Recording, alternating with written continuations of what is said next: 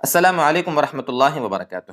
مکرم ناظرین گرامی، آپ نے تھمبنیل میں دیکھا ہی ہوگا کہ آج کا ہمارا سبجیکٹ کیا ہے۔ آج کی نشست میں ہم انشاءاللہ حضرت آدم علیہ السلام کی قبر کے معاملے میں گفتگو کریں گے۔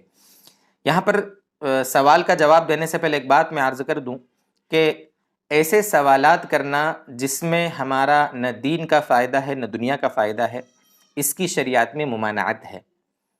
اللہ تبارک و تعالیٰ نے قرآن کریم میں بھی فرمایا لا تسألوا عن اشیاء ان تبد لکم تسؤکم۔ اس آیت کی تفسیر میں علماء نے لکھا ہے کہ کثرت سوال یہ شریعت میں پسندیدہ نہیں ہے۔ خود ہمارے نبی صلی اللہ علیہ وسلم کا فرمان ہے کہ ان اللہ تبارک و تعالی کرہ لکم قیل قال وکثرت السؤال واضاعت المال۔ خود نبی اکرم صلی اللہ علیہ وسلم کی روایات سے بھی ایسا سمجھ میں آتا ہے کہ زیادہ سوال کرنا اللہ تعالیٰ کو پسند نہیں ہے۔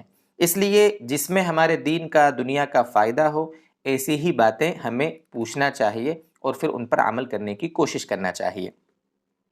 دیکھیے حضرت آدم علیہ السلام کی جو قبر کا تعلق ہے، اس بارے میں تاریخ لکھنے والے جو علماء ہیں، مفسرین ہیں، وہ 3 قول نقل فرماتے ہیں۔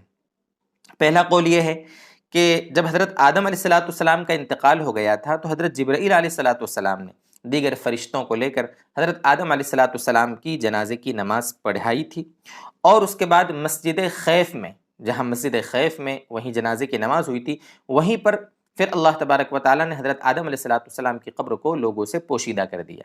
گویا کہ یہ صرف اللہ تبارک و تعالیٰ کو معلوم ہے کہ حضرت آدم علیہ السلام کی قبر کہاں ہے۔ یہ پہلا قول ہے۔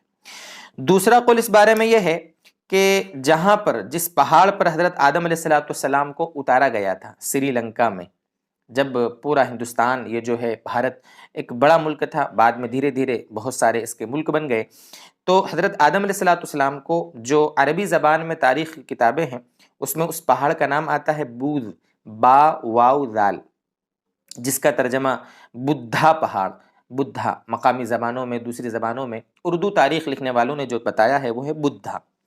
تو اس پہاڑ پر جہاں حضرت آدم علیہ السلام اترے تھے وہیں پر حضرت آدم علیہ السلام مدفون ہیں۔ یہ دوسرا قول ہے۔